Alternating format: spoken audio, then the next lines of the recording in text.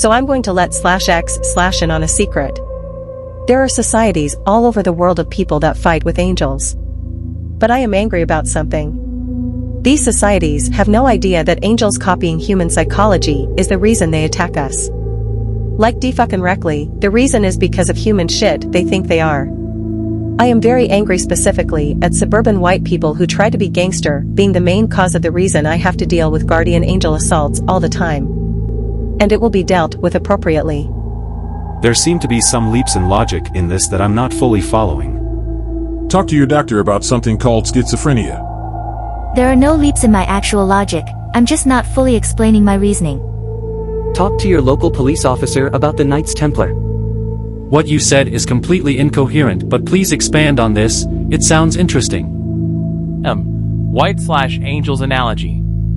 Guardian angels stand there watching your thoughts in your head visually move all day long, and are 100% mentally stuck in the psychology of their humans.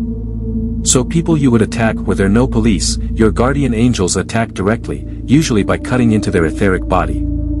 So, you're saying that, even when I don't hurt a person, if I want them to be hurt, my guardian angel will hurt them in some way? Expand on this etheric body, please. https://www.amazon.com/unnoticeables-robert-brockway/dp/14915308663. Well, that's not true. I'm as tolerant as they come, but there are some absolute cunts, evil manipulative fucks, I work with or know in real life that would be gone if that's the case. Nah. You're thinking all dumb. Guardian angels do not have their own culture. They have a syncretism of human urban culture done in a very white way from the 1990s that they literally think they are. It is absolutely the stupidest shit you will ever see. Some fake guardian angel, being with floppy arms motioning with his arms bent to pretend he has elbows like he's going to drop bows on you. If I could, as someone who actually grew up in 1990s urban culture, I would rip the guts out of every fucking guardian angel on earth. So, what if they take that shit as yours? Is not even ours anymore. The etheric body is the thickest, outermost layer of your spiritual bodies. Your spiritual body is just like a physical body, with bones and all, but in a spiritual density. You doing okay, bud? It's not my fucking interpretation, dude. That's their fucking culture. In addition, every single one of them has Asperger's syndrome, with every diagnosable characteristic. They even flip out at loud noises. They'll fucking attack you at a door slamming. Most people's skin is sallow and wrinkled a certain way from being assaulted by their guardian angel all day long on their etheric body. So, you've just gotten your diagnosis, or... Seek help. I say this with complete sincerity and am in no way meaning to ridicule you. One of the worst guardian angel assaults I've seen is what happened to Boxy. Do you think Boxy just randomly turned that ugly from age? They ripped apart her etheric body because she had too much personality and it made the nerd-ass guardian angels jealous, and they ripped her shiny etheric body apart. That's why she looks like that now. I can't believe not one goddamn Templar who knows who Boxy is lent her a fucking hand. I thought we gave you the signs that we did not wish to be discussed. Your actions will have repercussions. Look, Templar faggot admitting this shit right here for you all. Instead of worrying about me, why don't you go get rid of the fucking idiot guardian angels before they make us even fucking dumber, instead of passively spreading Protestant Christianity around and compounding the fucking problem. Fucking morons.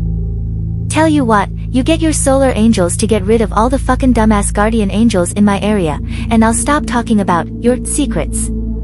The solar angels do not normally choose to interfere with the affairs of mortals. What do you offer? Replies, 26.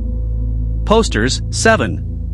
Congratulations, OP, you're the reason /x/ is so shit.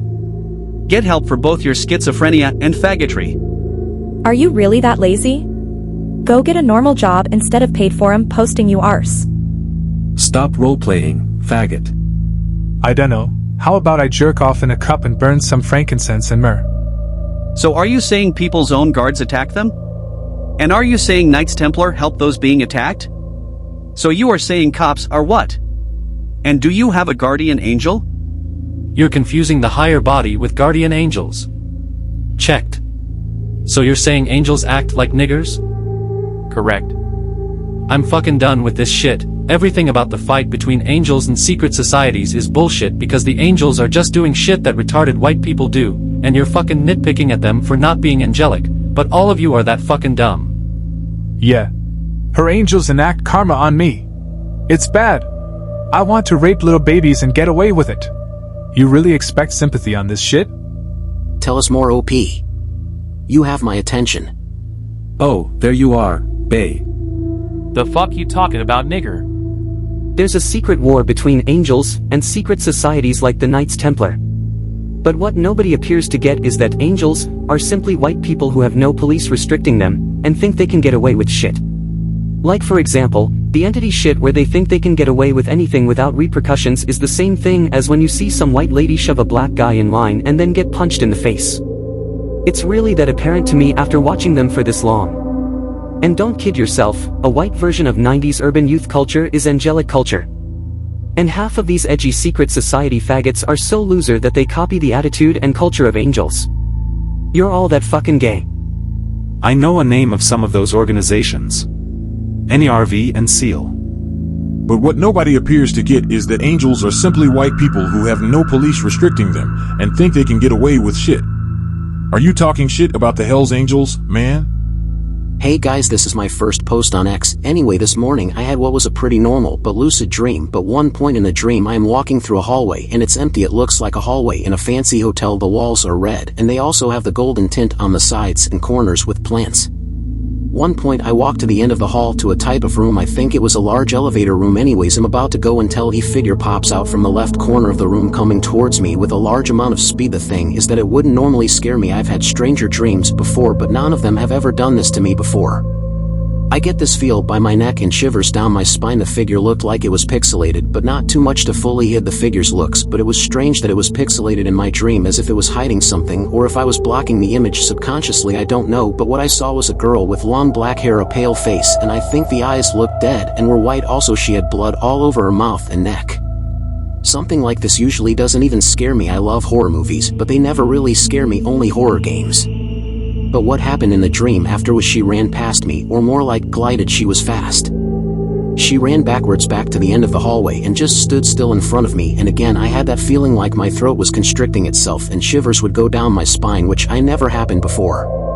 Then I just woke up with that feeling, but I was able to move, so that's why what happened next weirds me out. Every time I tried to think of that image, more features showed, but that wasn't the weird part. Every time I'd think of how it looked, I'd get that feeling again, and then my body would paralyzed. I couldn't move in body part, and when I stopped thinking of it was all gone and I could move again. It kept happening for the 5 times I tried to think of her.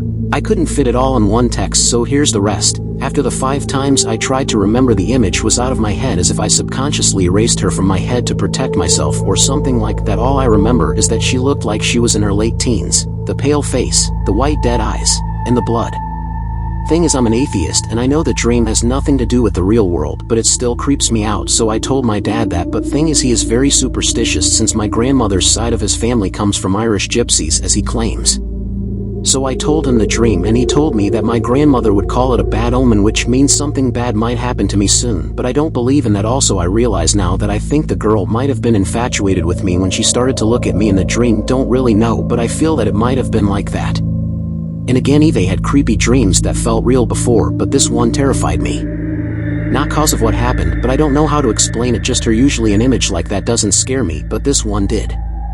Also note, I am 25 years old and am in Canada, just in case that helps. Wait, I'm starting to think she was in her mid to early teens. I'm sorry, it's really hard to remember and I'm kind of feeling a little dizzy right now. Might have to read this later. In the meantime, here's a bump. It's okay, I think I might try to save what I wrote for another time, like a journal. Well, that's really weird. But while you're writing this, you have to remember the dream. Therefore, you have to think of the girl. Did you also get paralyzed while writing this? It's what I'm trying to go for here. But this was just my first thought. She's not an external entity, she's created by your subconscious. If she felt real, then it's because your brain is very good at convincing itself to be spooked. Don't overthink it. As I said, I could only remember a little, not the whole thing. As I said, I know it's not real, but it's creepy, as if something in my subconscious is telling me something. Sorry, I replied those two without using the alias from before. Just make it easier on yourself and make your alias OP. Okay, thanks, will do. Are you prone to anxiety/stress? That's the thing that weirds me out and not and never have been. All 4E gotta say is 4E had a lot of weird and creepy dreams, but never had that feeling or aftermath. Eve had one where arms were trying to grab at me from every shadow when I was 8. I even had dreams as a kid where I made friends with a ghostly girl when I was a kid too, but that one felt more friendly. But again, they are just dreams. But I feel that my subconsciousness is trying to show me something I don't want to see, and cause of that it also blurs it. Don't worry, OP. It's just sleep paralysis. It's what happens when your body is still asleep, but your mind is fully awake, and you are unable to control your own actions. People report even seeing figures holding them down. It tends to be hallucinations. You should be fine. If it happens again, just close your eyes and try wiggling your fingers and toes to regain control of the rest of your body. Well, I was awake and moving a few seconds before it happened. I was awake when it happened to, and was only when I was trying to remember it, not when I was dreaming it. I'm starting to think that everything is dead and insentient. I'm looking once again at the famous question, is God dead? This isn't atheism, as the idea of atheism is just another mechanical, lifeless thought. When you say God is dead, that's not to say that he doesn't exist, but that his state is that of insentience. Is this a legit worldview? Is there a religion where you can think this kind of thing? I'm starting to think that everything is dead and insentient. Every puppy, every tree, every fish, every bacteria on Earth is dead? Along with everything else. If everything is dead, the whole dichotomy of live/dead makes no sense and is meaningless. Every puppy, every tree, every fish, every bacteria on Earth is dead. Along with everything else. Well, the mechanics of the puppy's blood chemistry and so on is mechanical and potentially insentient. If everything is dead, the whole dichotomy of live/dead makes no sense and is meaningless. That would be awesome. Maybe these things really are alive, but seeing them as dead might be a legit worldview to slip into. Everything in the universe is an energy construct. Energy cannot be created or destroyed. The acts of creation and destruction themselves are only descriptions of energy transformations. Energy in general is not sentient and not alive, but everything that is and ever will be is born from its chaotic womb. You have to get your operational definitions in order. It appears you're a smart person with a horrible education. Let's leave God out of this for a moment, because people have different definitions of God. A hydrogen atom is sentient. A carbon atom is sentient. A diamond, composed of basically nothing but carbon atoms, is sentient. And so on. It is the accumulation of these atoms, in a particular form, that gives rise to sentient life. What you're getting at, I believe, is the concept of determinism. You see sentient as being the concept of a thing with its own free will. That's not what sentience is. Sentience is the idea of being able to perceive the world around you and respond to it. Very generally speaking. Inanimate matter. Animated matter. Plants, non-sentient. Animalia, sentient. Humans, intelligent life. All other animals, non-intelligent life.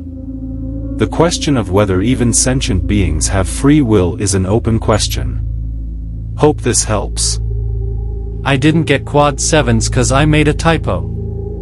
I meant inanimate/non-sentient when discussing atoms. Sorry if that was confusing. I'm a little drunk. The world is at its essence animistic, that is, spirit. Basically, God is everywhere and everything, inhabits every possible construct of reality, from the smallest quanta to the largest megacosms in the universe and beyond. Everything has a spirit. How to correctly tap into and commune with these animistic spirits is another story altogether. That's the tricky part. That's beautiful, and yes, on a quantum level, everything is in flux. But I didn't really mean atoms are sentient or animated. Smiley face. C179277788. Creation is not this way. If you read Genesis, Genesis says that if we have nothing else, by our very being we have the blessing of God. And God said, Let the waters bring forth abundantly the moving creature that hath life, and foule that may fly above the earth in the open firmament of heaven. And God created great whales, and every living creature that moveth, which the waters brought forth abundantly after their kind, and every winged foule after his kind, and God saw that it was good.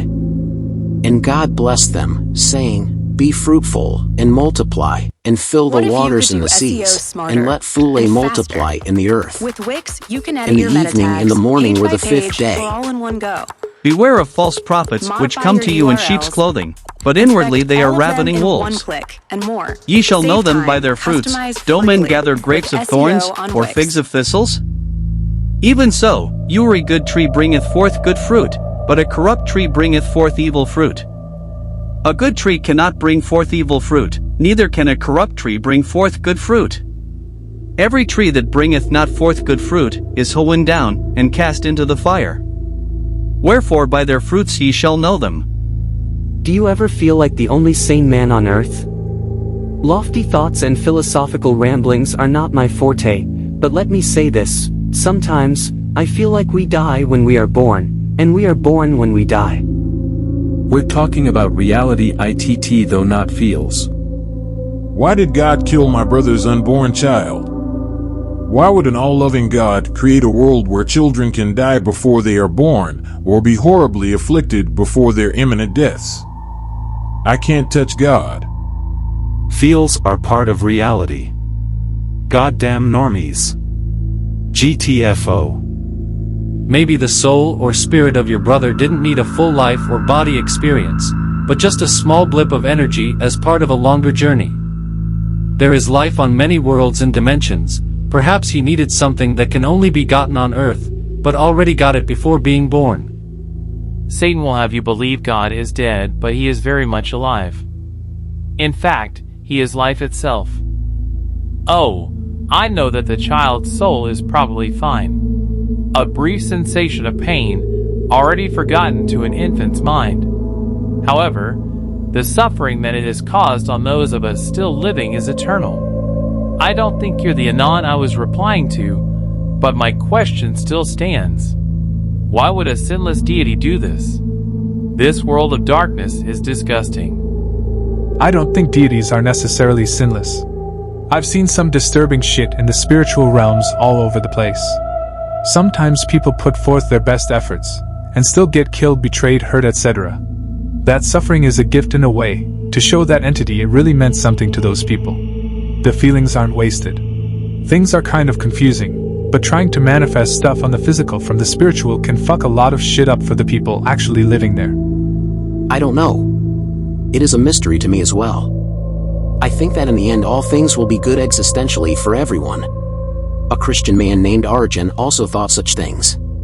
You know, I did not feel this way before I was a Christian. I think you're either underage or an idiot. God is life itself, but he is also deaf. God created rape, poisons, SIDS, harlequin babies, people with brains pre-wired for sociopathic natures and psychopathy, ACE, cancer, etc., etc. How can a God that claims to be totally free of sin create a world full of sin? In the beginning, there was darkness. The darkness hasn't gone away. Anon, what do you know about other worlds and dimensions? That is a good point, that the suffering is still alive with you. God is real. He makes himself known, like he did to me just now. Perhaps he is telling me magic is real, but I cannot comment one way or another on magic. I've never dabbled in it because I don't think it is profitable. I think that following God is the most profitable thing for a person. I love you, whoever you are. I'm sorry for your loss. If you want to converse with someone online, my email is publishing@gmail.com. That is amazing. God must be sending me some pretty powerful experiences today. If God's real, I want him to piss off and leave us alone. I am grateful for your kindness, but don't take it the wrong way when I say that I'd rather not talk with you anymore. Also, I sincerely hope that email doesn't contain your real name. Putting your name out online is a boneheaded thing to do. Yeah, right. God is with me. I have nothing to hide, nor do I fear any man. or any lovely females.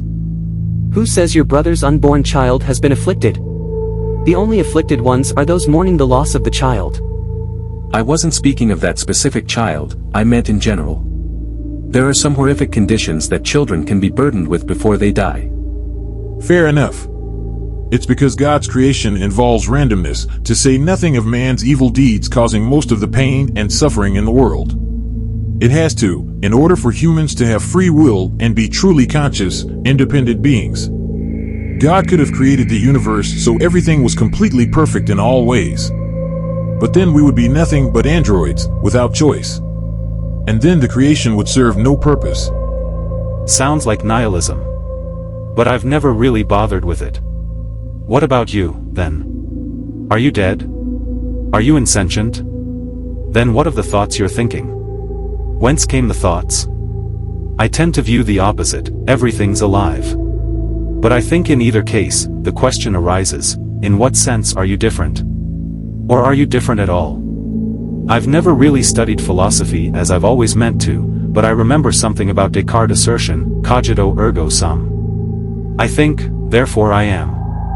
Of course, even that can fall into question when you consider that you are the summation of your experiences and influence from others. Your family, your friends, your schoolmates and co-workers, the media, the opinions of some asshole you encountered in a restaurant or online. Perhaps the personal self is a lie, asserted for the sake of convenience of designating a unit of flesh. I've always meant to delve more into philosophy, but I think without preparation or understanding you can risk dwelling upon something too much, and it can break you. The best thing I have learned, at least, is that if it's all a game, we may as well play along. It's far more entertaining. Nothing can exist without its polar opposite. You are delusional. 179299630.